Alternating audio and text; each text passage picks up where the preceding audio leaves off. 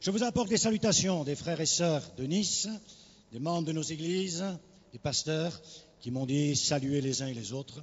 Donc je vous ai amené un 777 Boeing rempli de salutations. J'ai déchargé tout cela ce matin à vos pieds. Également ma famille qui m'a dit de bien vous saluer aussi, mon épouse, mes enfants, petits-enfants, etc., la grande tribu. Et puis quelques particuliers aussi qui m'ont dit saluer celui-ci, celui-là. Mais vous savez, on oublie un peu les noms. Alors je vous salue tous ensemble au nom du Seigneur Jésus. Alléluia. Et puis j'ai vu aussi des compatriotes, des métropolitains, des pasteurs. On ne s'est pas vu depuis quelques années. Il a fallu venir à la Réunion pour se rencontrer. C'est extraordinaire. Ce qui est magnifique, c'est qu'on n'a pas tellement vieilli puisqu'on s'est reconnus. J'avais peur qu'il faille sortir le passeport et la carte d'identité, mais non. Donc c'était très bien. Ce qui prouve qu'on a toujours, avec la grâce de Dieu, une jeunesse éternelle. Amen. Je suis venu à l'île de la Réunion il y a des années, en 1977, pour la première fois. Pour les jeunes, bien sûr, 1977, c'est presque la préhistoire. Je me rappelle, il y avait encore quelques dinosaures, mais après ils ont disparu quand même. Donc il y a très longtemps, et je suis venu, je crois, 4 fois, donc aujourd'hui c'est la 5e fois, et je suis toujours venu avec beaucoup de joie, voyant l'œuvre de Dieu, me réjouissant du travail extraordinaire qui a été fait et qui se fait encore aujourd'hui. Et partout où je vais, il m'arrive de voyager encore pas mal, je demande aux croyants des différents lieux où je vais, n'oubliez pas la métropole, n'oubliez pas la France, priez pour notre pays, elle a tant besoin de la grâce de Dieu, que Dieu fasse qu'en métropole il y ait un souffle qui soit semblable au souffle qui a saisi et qui anime encore l'île de la Réunion. Que Dieu bénisse notre pays et que Dieu bénisse aussi notre terre qui a tant besoin de la grâce de Dieu. Le thème donc du congrès, c'est Jésus vient. Alléluia. Un peu plus fort. Jésus vient. Quelle annonce extraordinaire. Dans un monde qui est assez pessimiste, nous sommes heureux d'annoncer le merveilleux message optimiste de l'Évangile. Il y a quelques années encore, quand on annonçait l'Évangile, nous disiez-vous, les chrétiens, vous êtes un peu tristes, vous avez un profil un peu bas, vous parlez toujours de choses tristes, vous êtes pessimistes, tandis que nous, l'avenir est devant nous, la science est là, tous les progrès, ce sera formidable. Puis je m'aperçois qu'aujourd'hui, les choses ont un peu changé. Et quand on écoute les hommes, écrivains, philosophes, hommes politiques, s'aperçoit que le pessimisme est plutôt de leur côté et que l'optimisme qui avait toujours été de notre côté l'est encore et l'est encore davantage. Nous croyons effectivement que le monde, la société est entre les mains de Dieu, que rien ne se fait sans sa volonté et que nous croyons, nous avons un grand espoir, c'est le retour de Jésus, notre Maître. Alléluia. Il y a quelque temps, je regardais une émission à la télévision. Il y avait des philosophes, des écrivains. J'étais très étonné de les entendre en disant que nous vivions aujourd'hui dans un monde imprévisible, et que des tas de choses viennent d'arriver il y a peu de temps que personne, même ceux qui pensent tout savoir et tout connaître d'avance, personne n'avait pu prévoir. Une succession d'événements. Et chacun de dire, nous vivons, c'est vrai, dans un monde imprévisible. Mais nous ne vivons pas dans ce monde, parce que nous savons que Jésus revient bientôt. Nous le croyons parce que nous avons ce vieux livre, livre prophétique, livre éternel, la parole de Dieu, où si même Dieu ne nous a pas tout dit dans les détails, nous a laissé quand même les grands plans, les grandes images qui nous permettent quand même de nous repérer et de savoir que nous ne vivons pas dans un monde imprévisible, mais que nous vivons dans une attente, l'attente de la venue de notre Seigneur. Alléluia. J'aimerais lire avec vous 2 textes de la parole de Dieu. Faisons toujours bien sûr référence à l'Écriture sainte. Et j'ai pensé à ce texte de l'Évangile de Jean, au chapitre 14 et au verset 1er. Nous lisons ceci. C'est Jésus qui parle à ses disciples. Il parle à chacune et à chacun d'entre nous ce matin en nous disant que votre cœur ne se trouble point. Croyez en Dieu et croyez en moi. Il y a plusieurs demeures dans la maison de mon Père. Si ce n'était pas, je vous l'aurais dit. Je vais vous préparer une place. Et lorsque je m'en serai allé et que je vous aurai préparé une place, je reviendrai et je vous prendrai avec moi, afin que là où je suis, vous y soyez aussi. Vous savez où je vais et vous en savez le chemin. Quelle parole magnifique.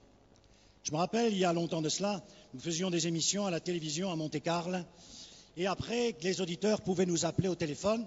Et un jour, j'ai reçu un coup de fil, donc après l'émission, où quelqu'un me posait des questions. Mais le retour de Jésus, le royaume de Dieu, est-ce que ce sera dans le ciel, sur terre, où et comment? Et je me suis aperçu que j'avais en face de moi un discuteur faisant partie d'une certaine secte religieuse. Et puis, je n'avais pas trop le temps pour entrer dans les détails. Mais il m'est venu à l'esprit, je pense que Dieu m'a aidé, cette parole où Jésus dit « Là où je suis, vous y serez aussi ». Et j'ai dit à mon interlocuteur, que ce soit dans le ciel, que ce soit sur la terre, que ce soit dans un autre lieu, l'important pour nous, c'est d'être là où il est lui. Là où il est, nous y serons aussi. Et le royaume de Dieu, c'est la présence de Jésus. L'enfer, c'est son manque de présence. Et notre cœur, qui était un peu un enfer, est devenu un paradis parce qu'un jour, il est venu l'habiter. Là où je suis, vous y serez aussi. Et j'aimerais lire un dernier texte dans le livre des Actes, un livre magnifique qu'on a appelé le livre des Actes des Apôtres, mais qu'on pourrait certainement mieux appeler le livre des Actes du Saint-Esprit, et qui nous montre comment Dieu a commencé à travailler et comment il continue à travailler jusqu'aujourd'hui. Et au chapitre 1er et au verset 6, nous lisons ces versets. « Alors les apôtres réunis lui demandèrent, Seigneur, est-ce en ce temps que tu rétabliras le royaume d'Israël? Il leur répondit, ce n'est pas à vous de connaître les temps et les moments que le Père a fixés de sa propre autorité, mais vous recevrez une puissance, le Saint-Esprit, survenant sur vous, et vous serez mes témoins à Jérusalem, dans toute la Judée, dans la Samarie, et jusqu'à l'île de la Réunion. Ce n'est pas dans le texte, mais c'est moi qui ajoute, et jusqu'aux extrémités de la terre. Alors après avoir dit cela, il fut élevé. Et pendant qu'il le regardait, une nuée le déroba à leurs yeux. Et comme ils avaient les regards fixés vers le ciel, pendant qu'ils s'en allaient, voici deux hommes vêtus de blanc leur apparurent et dirent, hommes galiléens, pourquoi vous arrêtez-vous à regarder au ciel?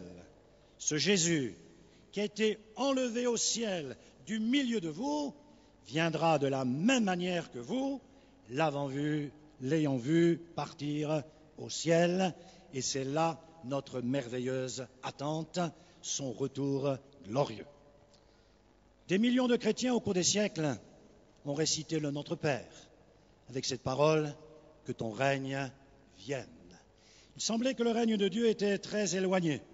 Et puis aujourd'hui, à cause des temps que nous vivons, nous pensons que ce règne est de plus en plus proche.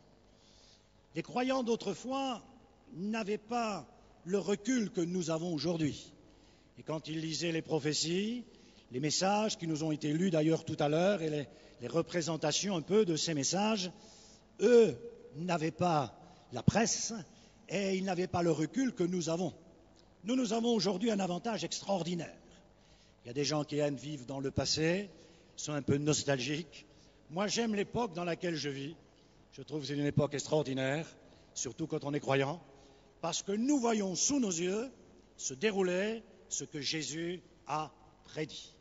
Par exemple, quand nous lisons le chapitre 24 de l'évangile de Jean, on nous a lu quelques extraits, Jésus commence en disant ceci, « Méfiez-vous, la fin des temps sera difficile », et entre autres, Jésus parle de séduction.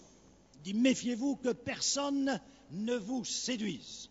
Et l'on sait bien sûr qu'il y a toujours eu des gens qui ont voulu se dire être prophètes et interpréter l'Écriture, qui n'avaient pas besoin d'interprétation particulière. Et à partir de là, on a eu toutes sortes de religions, toutes sortes de fausses idées, toutes sortes de sectes qui se sont élevées. Quelques années d'ailleurs, parce que 600 ans après, c'est peu de choses, quelqu'un s'est élevé contre le christianisme et a rempli d'ailleurs le monde de sa religion. Et je pense que peut-être qu'on n'a pas pris assez au sérieux cette parole de Jésus lorsqu'il dit « Attention, méfiez-vous, que personne ne vous séduise ». Et Dieu sait si aujourd'hui, avec tous les moyens que nous avons, il est facile d'être séduit. Jésus parlera également de guerre, et tout à l'heure, on en a vu quelques représentations, et il dit surtout de bruit de guerre. En ce qui me concerne personnellement, j'ai un certain âge, un âge certain même, et je peux dire que depuis que je suis au monde, je vis dans la guerre. Je suis né dans le nord de la France, et en 1940, j'étais un enfant, et nous avions la visite de nos voisins allemands qui aiment bien faire du tourisme, et qui étaient venus en 70, en 14, et qui sont revenus encore en 40, et puis il y a eu la guerre. Et mon grand-père me parlait de celle de 14 qu'il avait faite.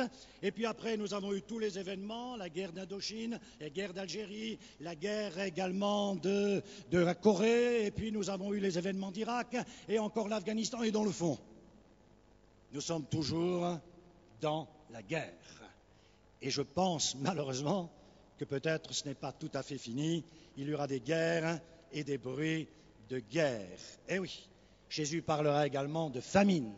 De temps en temps, on nous dit qu'on a trouvé les moyens pour pouvoir faire progresser l'agriculture et que certainement les famines vont disparaître. On nous disait ça il y a quelque temps, mais on s'aperçoit de temps en temps avec de terribles reportages à la télévision que les famines ont toujours été là et qu'elles sont encore en évidence dans notre monde aujourd'hui. C'est pour ça, à chaque fois que je me mets à table, je bénis Dieu pour le repas qu'il me donne. Faites-le, vous le faites certainement, hein? Faites-le le plus souvent possible, ça évite les maux d'estomac, on a une bonne digestion. Remercions Dieu pour le repas qu'il nous donne, en pensant à tous ceux qui seraient tellement contents d'avoir ne serait-ce qu'un tout petit peu de ce que nous jetons après le repas, les famines qui s'étendent. Jésus parlera également de tremblements de terre, et Dieu sait s'ils sont nombreux, et on a l'impression qu'ils sont de plus en plus terribles. Le dernier, il n'y a pas si longtemps, même si on en parle moins à la télévision, le fameux tremblement de terre qui a secoué le Japon, avec la peur du nucléaire, tout cela qui a fait tellement peur. On nous dit bien sûr que c'est normal, c'est la terre qui se met en place. Je veux bien, c'est vrai. On ne veut peut-être pas voir la main de Dieu en tout, et peut-être qu'il y a certainement des événements écologiques et qui sont du fait de la terre, c'est vrai. Mais je pense quand même que si d'après les scientifiques, elle a plusieurs milliards d'années, je pense qu'elle met quand même longtemps pour se mettre en place et qu'en ce moment elle bouge quand même de plus en plus avec les terribles conséquences que nous connaissons. Et puis un autre évangile nous parlera également de peste. Et je me souviens, il y a 24 ans de cela, même presque 25, on me l'a rappelé l'année dernière puisque j'étais au Bénin, et je disais à un frère, j'étais au Bénin pour un camp de jeunesse avec le frère Alépian, qui venait juste d'ouvrir la ville de Parakou, au Bénin. Et un frère m'a dit, je me souviens, je peux vous dire la date. Je me dis, mais pourquoi? Il m'a dit, oui, parce que c'est là que j'ai rencontré ma fiancée. Donc il savait 24 ans. 24 ans, et je me souviens, dans la maison de notre frère, M. Alépian, il y avait un livre, le Reader Digest, qui parlait d'un phénomène qui commençait dans le monde et qui s'appelait le sida. Et on disait que quand, c'était écrit, le sida se développerait, ce serait une catastrophe mondiale avec des millions et des millions de morts.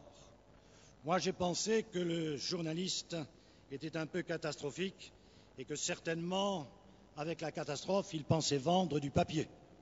Mais 25 ans sont passés. Et nous savons que cette terrible peste n'est pas encore enrayée et qu'effectivement, il y aurait peut-être eu à peu près 20 millions de morts. Une terrible peste. Jésus parlera également de phénomènes terribles. Je ne sais pas exactement comment on peut voir cela. De quoi s'agit-il exactement? Jésus ne nous a pas donné, bien sûr, de détails. Il aurait pu le faire. Mais il nous a donné les grands plans, bien sûr. J'étais étonné l'autre jour de voir à la télévision, et vous l'avez vu certainement, l'arrestation, plutôt la mort, la mise à mort d'un homme dont on a bien entendu parler, M. Ben Laden.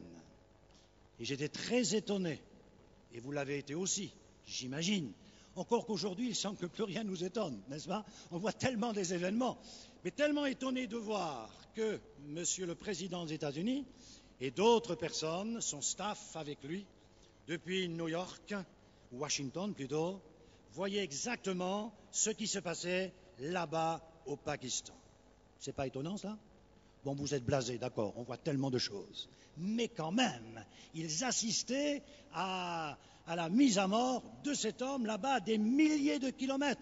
N'est-ce pas quand même là des phénomènes terribles, imprévisibles, c'est vrai, qui se passent aujourd'hui sur notre terre.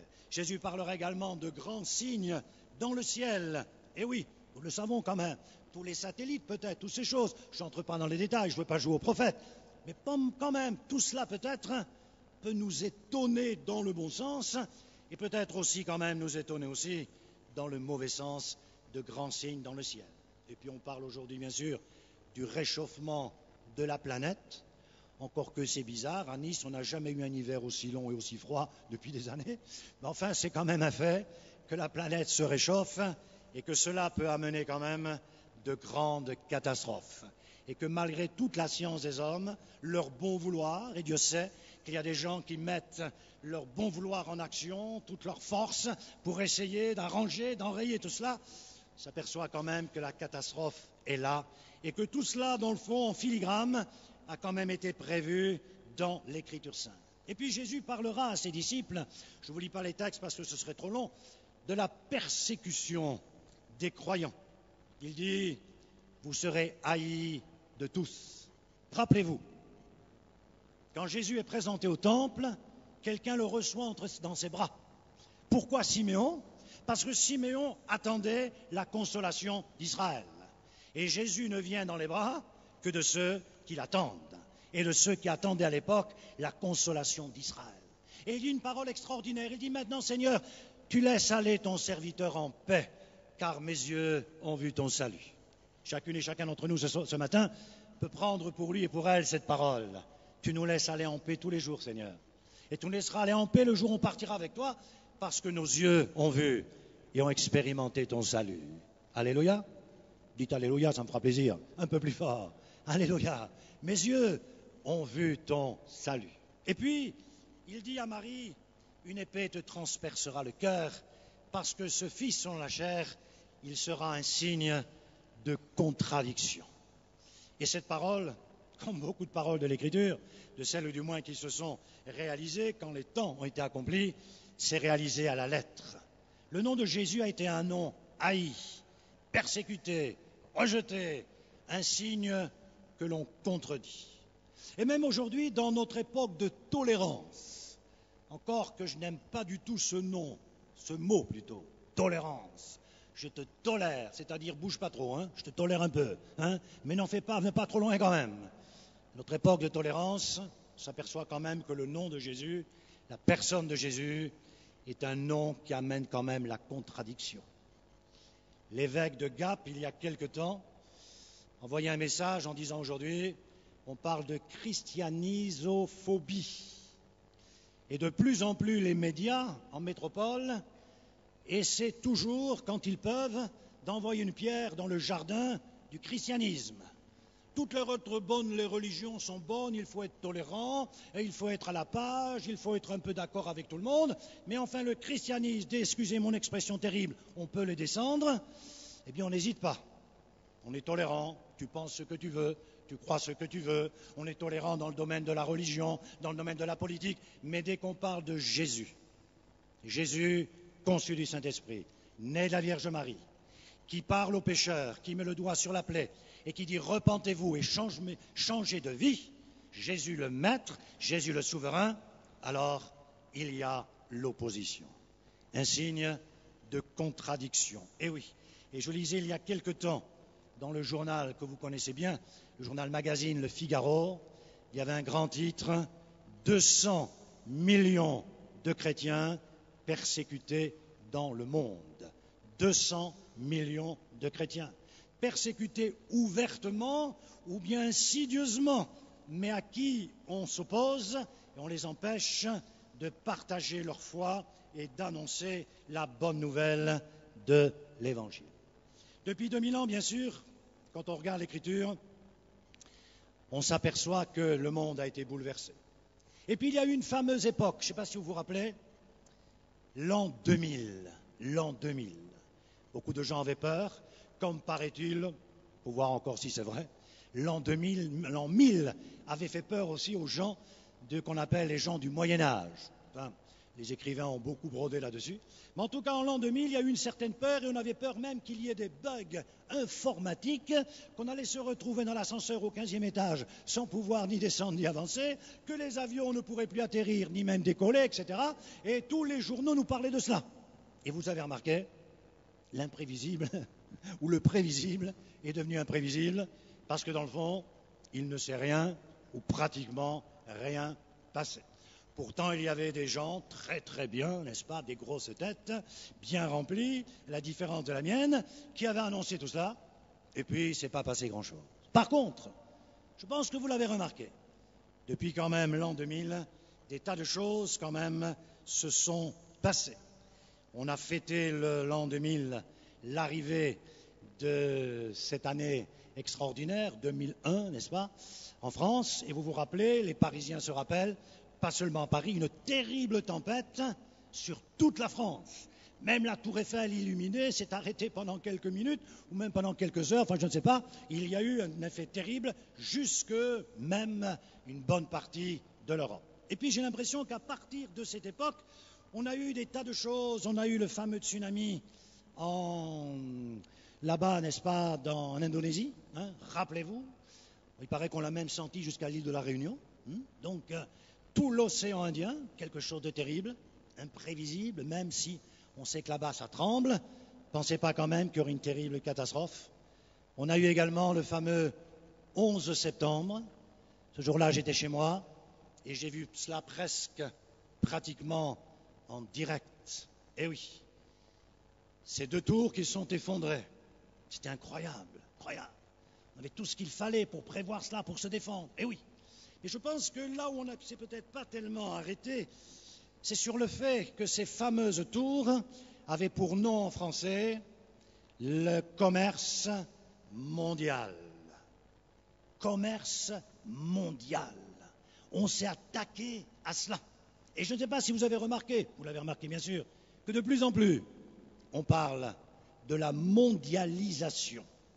Et de temps en temps, quand on entend certains hommes politiques, ils vous diront qu'il faut qu'il y ait un gouvernement mondial, qu'il faut qu'il y ait un homme qui se lève et qui prenne les rênes en main, parce que les problèmes sont tellement grands, tellement insolubles, qu'on n'arrivera pas à apporter la solution. Il faut qu'un cerveau super ceci ou super cela puisse prendre les choses en main avec un gouvernement mondial.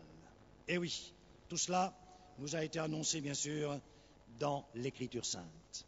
Nous avons donc tous ces phénomènes que l'on trouve dans l'Écriture, même si, je dis encore, il n'y a pas tous les détails, mais on voit quand même un monde qui est un monde en mouvement, physiquement, politiquement, matériellement, religieusement également, ce monde qui bouge. Nous sommes dans un monde effectivement imprévisible. Maintenant, j'aimerais dire que quelques-uns diront, mais monsieur, on a toujours vu cela. Et souvent, quand on annonce l'Évangile, on parle de guerre, de peste, tremblement de terre, etc. On dit, mais monsieur, racontez pas d'histoire. Le monde a toujours vécu cela, bien sûr. Maintenant, c'est un retentissement terrible à cause des médias, télévision, Internet. Il y a toujours eu ça. C'est vrai. Enfin, quand même, notre XXe siècle a commencé par une guerre qu'on a appelée une guerre mondiale. Jusque-là, il n'y avait pas eu de guerre mondiale. On se battait entre pays, les pays les plus proches, et même si certains conquérants faisaient des milliers de kilomètres, une bonne partie du monde, la plupart des pays du monde, ne se sentaient pas concernés. Mais là, notre siècle débute par un terrible génocide des Arméniens, 2 millions de morts, la guerre 14, avec 25 millions de morts, guerre mondiale. Et puis comme on avait trouvé qu'il n'y en avait pas assez, on a doublé la mise, et en 40, on a recommencé cela, et là on a eu 50 millions de morts, une guerre mondiale, et là presque le monde entier a été pris dans cette terrible tourmente. On avait dit en 14, plus jamais cela. Malheureusement, on a refait cela. Il y avait certainement de bonne volonté pour dire plus jamais cela, mais les hommes oublient que le monde, jusqu'à aujourd'hui, est commandé par quelqu'un qui a dit tous les royaumes m'appartiennent, et ce quelqu'un, c'est le mauvais esprit, c'est le diable. Et comme on vit sous son autorité, il ne peut y avoir, bien sûr, que de terribles catastrophes. Et puis, nous avons eu pendant cette époque 6 millions de Juifs qui sont passés par les chambres à gaz et par les fours crématoires. À force d'avoir entendu parler cela, on l'oublie un peu quand même. Mais imaginez 6 millions de personnes qui sont prises dans toute l'Europe et qui meurent de cette façon horrible. On n'avait quand même jamais vu cela. Et on a vu cela où? Dans les pays arriérés? Dans des pays barbares? Non, on l'a vu en Europe. Et où a-t-on vu cela? On a vu cela en Allemagne, qui à l'époque était au top de tout ce qui était scientifique. L'Allemagne, c'était une référence dans ce domaine à l'époque, scientifique et philosophique. Et c'est dans ce pays que ces choses horribles se sont passées. Et puis, nous avons vu quelque chose d'extraordinaire. J'étais enfant, et oui, parce qu'avant d'être vieux, j'étais enfant quand même, hein? Ah oui. Et je revois mon père et des amis qui discutent en disant il y a une bombe qui est tombée sur la ville d'Hiroshima au Japon et il y aurait 100 000 morts. Mais c'est pas possible ça. Et quelques jours après, on a recommencé, il y a eu autant de morts, le feu est tombé du ciel. Et on n'avait jamais vu cela. Et quand on me dit, monsieur, tout ce que vous racontez, ça s'est déjà vu, ce n'est pas vrai. On n'avait jamais vu cela. Oui ou non? Il y avait de temps en temps le feu qui sortait du volcan de la Réunion, mais qui tombait du ciel, on ne l'avait quand même jamais vu. Et on se rappelle ce que dit l'Apocalypse en parlant d'une ville qui va être détruite en un instant, en une heure. Et l'Apocalypse nous dit que tous ceux qui assisteront à cela seront très étonnés et diront mais c'est pas possible, en une heure. Alors bien sûr on disait en une heure, détruire une ville, c'est l'Apocalypse, bien sûr, c'est oriental, on exagère toujours. Mais il n'a pas fallu une heure, une fraction de seconde, pour que ça se passe dans 2 villes au Japon. Et puis nous avons assisté à un phénomène extraordinaire encore, excusez-moi de faire un peu le reporter, nous avons vu en 1969 un homme, pour la première fois, mettre les pieds sur la Lune. On avait l'habitude de rencontrer des tas de gens qui étaient dans la Lune, ça pas de problème, des lunatiques de tout genre. Mais que quelqu'un mette le pied sur la Lune, ça ne s'était quand même jamais vu. Ça ne s'était jamais vu. Donc quand on nous dit que tout cela, ça s'est toujours passé, on a toujours vu cela, j'aimerais dire qu'on a des phénomènes extraordinaires qu'on n'avait jamais vus. J'aimerais ajouter aussi que dans l'avion, je lisais le journal Le Monde, un Chinois parlait de son pays, il est exilé en France, et il disait que lors de la révolution culturelle de M. Mao Tse-tung, il y aurait eu 100 millions de morts, 100 millions de Chinois. On peut ajouter cela à la liste, on peut ajouter ce qui s'est passé au Cambodge, on peut ajouter ce qui s'est passé au Rwanda, on peut ajouter ce qui se passe encore dans certains pays. Nous vivons vraiment dans la catastrophe. Maintenant, je ne voudrais pas vous laisser sur une idée mauvaise, puisque j'ai commencé en disant que nous croyons, nous sommes des gens tellement optimistes. Alléluia. Nous ne sommes pas des gens, comment dirais-je, qui avons le nez simplement dans le ciel en disant tout va pour le mieux dans le meilleur des mondes. Nous ne sommes pas non plus des disciples de la méthode Coué en disant ça ira, ça ira, ça ira, ça ira. Pas du tout. Nous prenons la parole de Dieu et nous voyons ce qui est écrit, mais nous voyons aussi le côté positif et cela nous réjouit. Jésus donnera plusieurs signes, il parlera à la fin des temps et il dira ceci, que la fin des temps commencera par, bien sûr, la destruction de Jérusalem en 70, et il dira que tout le peuple sera dispersé, effectivement, et que à ce moment-là, il y aura quelque chose qui va un peu remplacer, si l'on peut dire, pour un temps, ce peuple d'Israël. Nous assistons à ce moment-là comme ce qui se passe au cinéma, une espèce de fondu enchaîné. Israël est là, le temple est là, et puis le temple est détruit. En l'an 130, les derniers juifs sont complètement dispersés sur la surface de la terre. Et puis quelque chose apparaît, un phénomène étrange, l'Église de Jésus-Christ. Un peu comme nous voyons dans l'Ancien Testament, lorsque Isaac perd sa mère, il nous est dit que lorsqu'il s'est marié avec son épouse, il a été consolé de la mort de sa mère. Et lorsque l'Israël a disparu, eh bien Jésus s'est consolé en ayant une épouse, l'Église dont nous faisons partie. Alléluia. Et à partir de là, cette bonne nouvelle sera annoncée, a dit Jésus, dans le monde entier. Et alors viendra la fin. J'aime bien relire tous ces passages extraordinaires que nous avons aujourd'hui le privilège de voir s'accomplir sous nos yeux. Ce verset de l'Écriture, par exemple, qui semblait un peu incompréhensible lorsqu'il est dit « Les îles entendront la voix de Dieu ». Extraordinaire cela. À l'époque, les îles, on pensait que c'était simplement autour du bassin méditerranéen. J'étais il y a quelques années en Polynésie et on atterrissait sur de petites îles et je les voyais du haut de l'avion tellement petites que je me disais, mais est-ce qu'on va vraiment atterrir? C'est pas possible.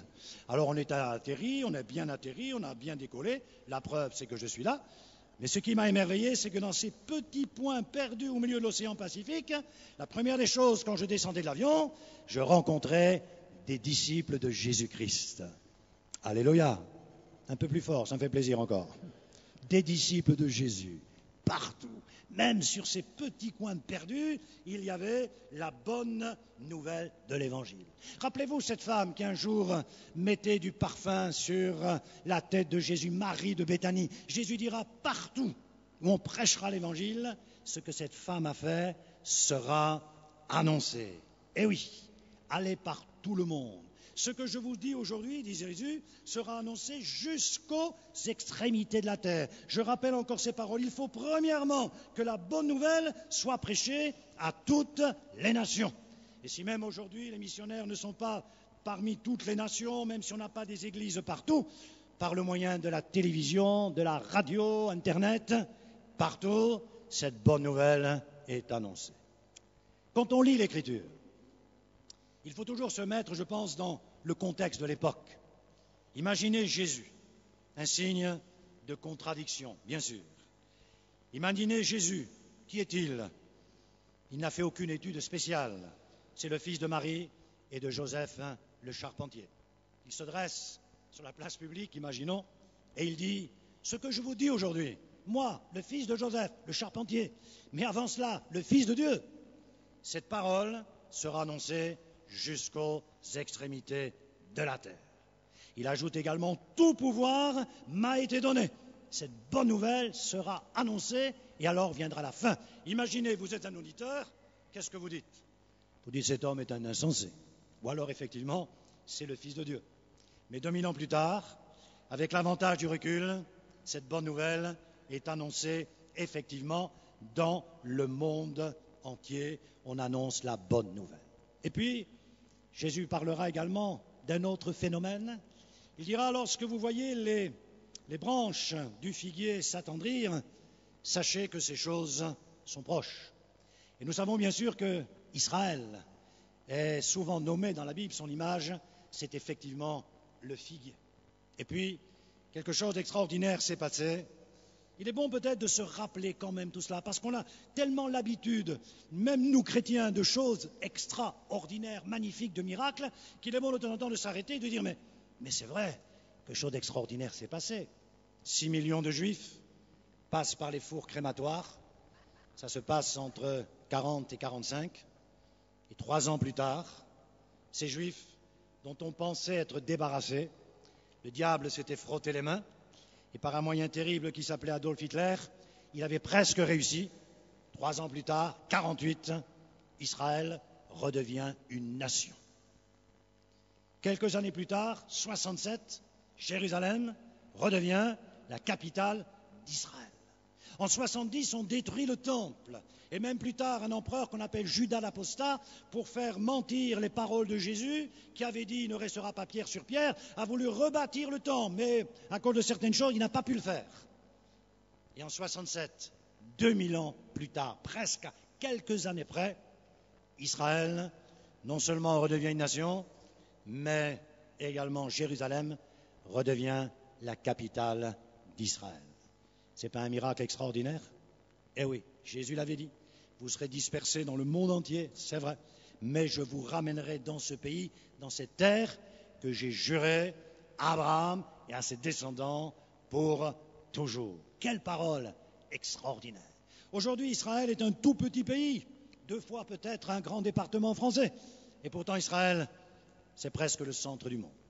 Quand il se passe quelque chose ailleurs, même dans de grands pays, l'Inde ou la Chine, bon, on en parle bien sûr, il faut en parler, les médias sont là pour cela, mais ça n'a pas le retentissement.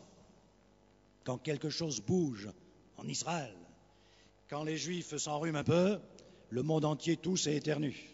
Un peu partout, ça bouge. Mais pourquoi ce petit pays? Pourquoi ce petit peuple? Parce que c'est là que tout a commencé et c'est là que tout doit finir. C'est là que la parole écrite nous a été donnée.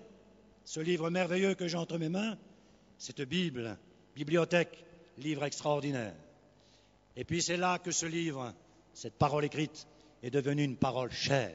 La parole s'est faite chair. Et c'est là que le Fils de Dieu est né, dans une étable, rappelons-nous bien sûr, parce qu'il n'avait pas de place pour lui dans l'hôtellerie, et il n'y a pas beaucoup de place pour lui encore aujourd'hui. J'espère, mes frères et sœurs, qu'il y a de la place pour lui dans votre cœur. Et si quelqu'un ne connaît pas le Seigneur ce matin, j'aimerais lui dire, fais de la place au Seigneur dans ton cœur. Peut-être que ta vie est un peu comme une étable. Il y a beaucoup de souillures, beaucoup de choses sales. Mais si tu ouvres ta vie, il viendra naître dans ton cœur. Et il nettoiera son air. Il arrangera toutes choses. Et tu deviendras un enfant de Dieu, une nouvelle créature. Et c'est là aussi, bien sûr, que non seulement il est né, mais c'est là qu'il a vécu. Et les hommes ont pu dire, jamais homme n'a parlé comme cet homme. Et on pourrait ajouter, jamais homme n'a vécu comme cet homme. Et puis on pourra ajouter aussi, parce qu'on l'arrête, parce qu'on le juge, parce qu'on le condamne, parce qu'on le fait mourir sur la croix, on pourrait dire jamais homme non plus n'est mort comme cet homme. Parce que lorsqu'il meurt, il dit Père, pardonne-leur, car ils ne savent ce qu'ils font. Lorsqu'il meurt, il dit au brigand, tu seras avec moi aujourd'hui dans le paradis. Quand il meurt, il donne cette parole magnifique, tout est accompli. J'ai accompli toute l'œuvre de Dieu. Dans ses moindres détails, j'ai donné ma vie pour racheter le monde. Je suis vraiment le sauveur de l'humanité. Alléluia. Et il meurt avec cette parole, tout est accompli. Jamais personne n'a pu parler ainsi. Nous partons tous, et on se couche, je pense, tous les jours, tous les soirs, avec la pensée de ne pas avoir fait ce que nous aurions dû faire, de ne pas avoir été ce que nous aurions dû être, avec la pensée de nos insuffisances. Et tous les hommes, dans la mesure où ils sont censés, pensent à cela. Un seul meurt comme un esclave sur la croix, déchiré, rempli de sueur et de crachats et de sang, et il dit « Tout est accompli. Je n'ai rien à me reprocher. Mon œuvre est parfaite, comme ma vie est parfaite. Elle est sans tache. Ma vie a été comme ma robe, sans couture, et j'ai tout accompli pour le salut du monde. Merveilleux Sauveur. Alléluia. » Cette parole qui s'accomplit à la lettre. Et puis, on va au tombeau, bien sûr. On aime celui qui nous a délivrés. Je parle de Marie de Magdala. Et elle entend cette parole extraordinaire. Pourquoi cherchez-vous parmi les morts celui qui est vivant? Le Seigneur est vivant. On nous dit quelquefois, vous avez une foi vivante. On n'a pas une foi vivante. On a un sauveur vivant. On est vivant parce qu'il vit.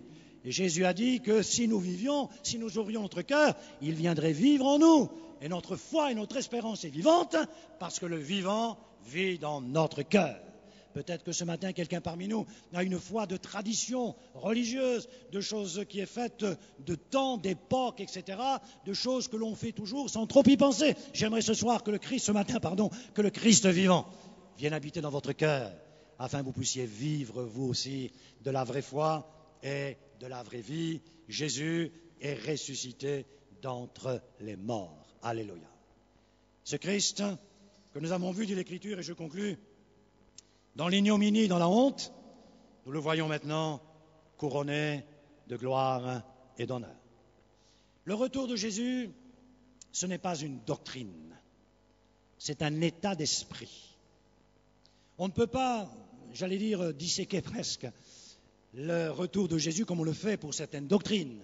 Par exemple, le salut, la justification, la régénération, la sanctification, la guérison également, en prenant des textes. Voilà comment ça se passe. Et puis ça peut se passer à l'instant même, on prie pour quelqu'un, et il peut être instantanément guéri, et pour le baptême de l'Esprit, etc. Tandis que pour le retour de Jésus, non. Vous ne savez ni le jour, ni l'heure, ni où, ni comment. On a écrit beaucoup de choses. Certains ont pensé que ça se passerait comme ceci, comme cela. Et peut-être oui, effectivement, mais on ne sait pas. C'est un peu vague. C'est pourquoi je dis, le retour de Jésus, ce n'est pas une doctrine. Le retour de Jésus, c'est un état d'esprit, c'est une attente. Nous attendons des cieux celui qui va revenir bientôt. Amen. J'aimerais conclure en vous lisant un texte que vous connaissez bien sûr. Et j'aimerais conclure avec cela, ce grand événement, en disant que le retour de Jésus, c'est l'espérance. Le retour de Jésus, c'est aussi la consolation pour ceux qui vivent dans la détresse parce qu'il y a eu des moments difficiles. Et personne n'échappe à ces moments difficiles. Un jour ou l'autre, dans la vie d'un homme, d'une femme, d'un être humain, le drame croise son existence. Et on a tous besoin un jour ou l'autre de consolation. Et si quelqu'un peut s'approcher de nous avec de bonnes paroles, la main qui se pose sur notre épaule, des paroles encourageantes nous font du bien. À un moment donné, le cercle se rétrécit, les gens s'en vont et ils ont d'autres choses à s'occuper et on reste seul avec son problème, avec ses larmes. C'est pourquoi je pense qu'on aura toujours besoin, et tout le monde aura toujours besoin, de consolation. Et j'aimerais dire que personne ne peut mieux nous consoler que le consolateur, l'Esprit Saint, que Jésus nous a envoyé. Et j'aimerais terminer avec cette grande parole d'espérance et de consolation de Jésus, où l'apôtre Paul dit, car si nous croyons que Jésus est mort et qu'il est ressuscité, et nous le croyons, car il y a un si nous croyons. Pour nous, il n'y a plus de si, oui ou non?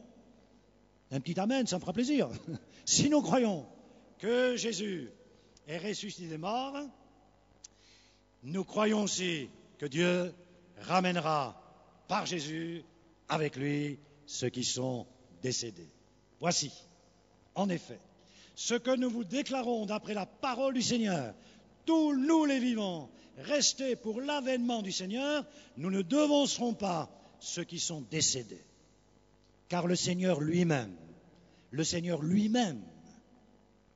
a un signal donné à la voix d'un archange et au son de la trompette de Dieu. J'ai vu tout à l'heure quelqu'un qui avait la fameuse trompette, n'est-ce pas, qu'ont les Israélites. Eh oui, il y a peut-être parmi nous de bons joueurs de trompette, n'est-ce pas? Il y a eu un fameux qui s'appelait Armstrong, c'est vrai, mais je pense que ça n'a rien à voir. Quand la dernière trompette, n'est-ce pas, la trompette de Dieu sonnera, ce sera un éclat extraordinaire et un éclat qui va attirer les croyants au son de la trompette de Dieu, descendra du ciel et les morts en Christ ressusciteront premièrement. Ensuite, nous les vivants qui serons restés, nous serons tous ensemble enlevés avec eux sur des nuées à la rencontre du Seigneur dans les airs, et ainsi nous serons toujours avec le Seigneur. Alléluia. Nous vivons dans un monde de départ, de larmes, de regrets. Dans quelques jours, on va se quitter. Au revoir, est-ce qu'on va se revoir? Eh oui, il y a toujours, n'est-ce pas, un train qui s'en va, toujours un bateau qui s'en va, toujours un avion qui décolle, toujours des mouchoirs, n'est-ce pas, que l'on sort de la poche en disant au revoir, est-ce qu'on va vous revoir? Eh oui, ça c'est notre monde, eh oui, on ne peut pas faire autrement. Mais il y aura un jour où il n'y aura plus de revoir. Et nous serons tous ensemble avec qui? Avec le Seigneur. Parce que la foi, comme le retour, je dis, c'est la personne de Jésus-Christ. Et consolez-vous donc les uns les autres par ces paroles. J'aimerais quand même ajouter, pour ce qui est des temps et des moments, même si certains prophètes ont dit ça va arriver tel jour, n'est-ce pas, à tel endroit, à une époque, certains étaient montés sur le Mont Blanc, ils avaient tout vendu et ils vivaient là en haut du Mont Blanc en attendant le retour du Seigneur. Ça s'est passé il y a quelques années, j'espère qu'ils sont descendus depuis parce qu'ils doivent être dans un bel état, n'est-ce pas? Vous n'avez pas besoin, frères, qu'on vous en écrive, car vous savez bien vous-même que le jour du Seigneur viendra comme un voleur dans la nuit. Quand les hommes diront paix et sûreté, alors une ruine soudaine les surprendra. Mais moi je rappelle toujours cette parole, nous serons tous enlevés ensemble sur des nuées à la rencontre du Seigneur. Amen. Ça vaut pas la peine de croire? Ça vaut pas la peine d'être un enfant de Jésus? Ça ne vaut pas la peine ce matin de considérer que nous sommes des privilégiés. On ne va pas parler de la prédestination, n'est-ce pas? Mais Dieu a un jour jeté son regard sur nous. Et dans ce monde de milliards d'habitants, il nous a regardés, il nous a choisis. Nous avons entendu son appel et puis nous avons cru. Et puis jusqu'à aujourd'hui, nous sommes restés debout dans la foi. Et c'est encore lui qui nous a tenus. J'espère que vous êtes convaincus de cela. C'est sa grâce qui agit dans notre vie et qui nous a tenus fermes, vivants, optimistes, jusqu'à aujourd'hui. C'est encore sa grâce, c'est encore sa personne. Seigneur, merci pour le privilège. Tu m'as choisi, tu nous as choisis et nous voulons te bénir tous ensemble pour ce glorieux évangile. Et tous ensemble, nous disons Alléluia, gloire au Seigneur.